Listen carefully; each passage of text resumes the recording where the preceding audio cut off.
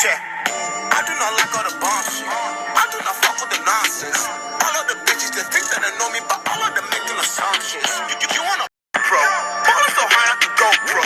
Walking the stick like a pogo. She back it up for me in slow. What? You think she read? Wait, don't get lost cause I'm waiting. Summer feelings are waiting, boy. You and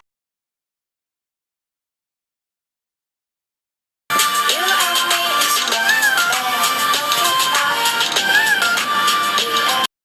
Snapper, good morning! What did you think of this morning's wake up snap sequence thing that I just did? It was a little experiment. It was enlightening. Sometimes here I'll do a mini lesson. It might be about financial independence, it might be about the soul, it might be about love, it might be about personal empowerment, family empowerment. And typically I get a lot of nice feedback and messages and stuff. I get a couple of followers of friends, tell friends to go and follow this Snapchat. However, show cars, show houses, show girls, show money. It explodes. I got 60 followers. Wow. Just over 60 followers in just over 60 minutes from this morning's thing. Enlightening. There were 3 people who decided that they would get offended by one of the comments that I made. We're doing a mini lesson about it. Let's do it right now. This mini lesson is called I'm offended. I'm offended. When we talk about people taking offense, we talk about how they take offense. Offense is rarely given. People take it. People take offense. I'm taking offense to this. They literally go out of their way to fucking find something in their environment and take offense and store it here. Here's the game.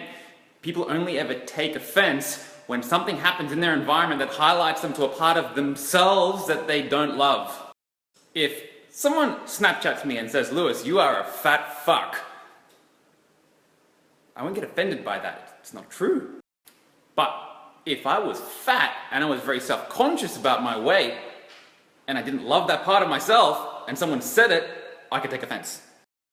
It doesn't even have to do with it not being true. It's got to do with you not loving it. Because if there's a fat person who loves their fatness and they own it and they love it and someone says it, they don't get offended. You be fat and someone says, "Hey, you're fat." Like, I know, I eat a lot. I love the food. They won't get offended. It's only if you don't love it. So, when you walk out into the environment and you find that you're a kind of person who gets offended by everything, it means that there's a lot of parts of yourself that you don't love yet. And through a beautiful divine order, the universe will drop into your environment people that highlight those parts to you. You'll think you're surrounded by assholes, but you're not. You're surrounded by teachers.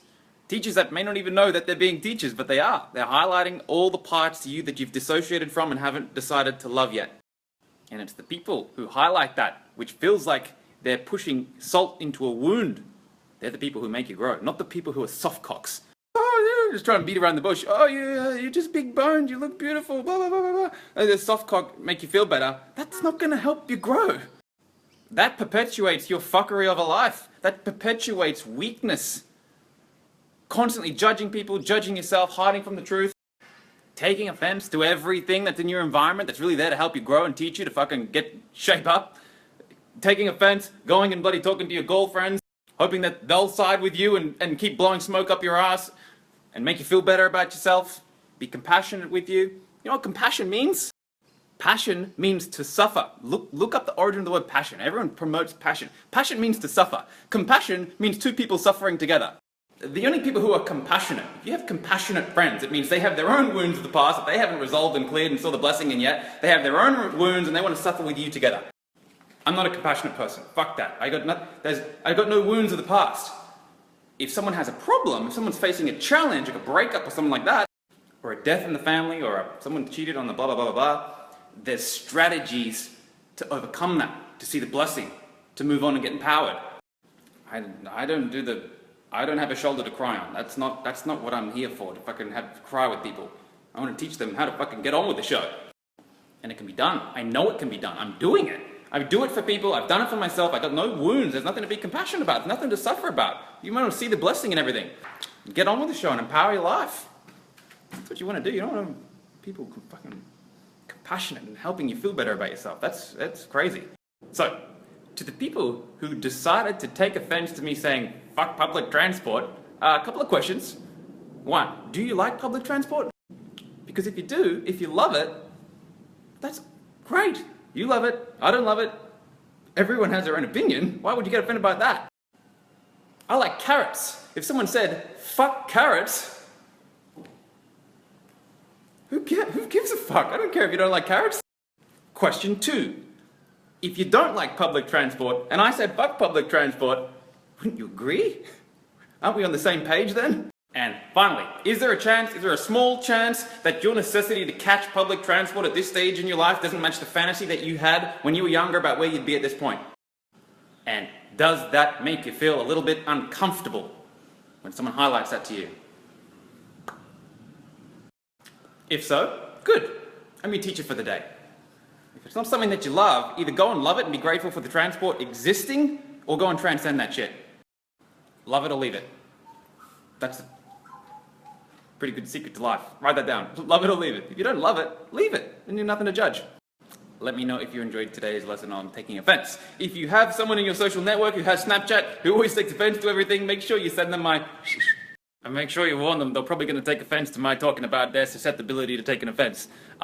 By the way, if you want me to do a lesson on cockiness versus humbleness, let me know. There's a lot of fantasies about that shit too. We should only be one-sided. We should only be humble. It's a half-truth. I am going to work now. Love you, Snappy. Thanks for watching. Appreciate it. Hello. Hello.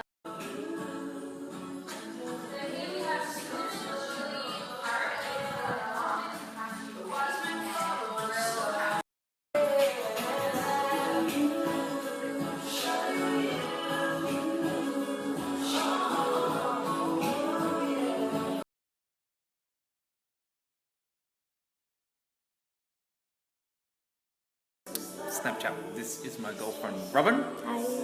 She is bloody good.